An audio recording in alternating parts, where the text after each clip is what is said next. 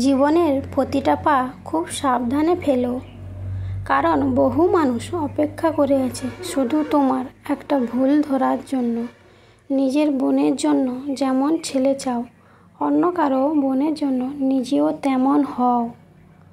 লেবু বেশি চিপলে যেমন তেতো হয়, তেমনি কাউকে বেশি ভালোবাসলে তার অহংকার বেড়ে যায়।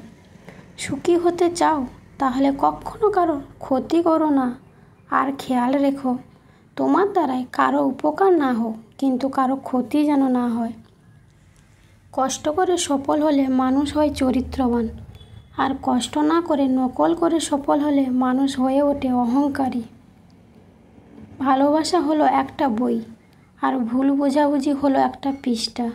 কাউকে যদি সত্যি মন থেকে ভালোবাসো, তাহলে একটা পৃষ্ঠার জন্য পুরো বইটিকে কখনো ফেলে দিও না।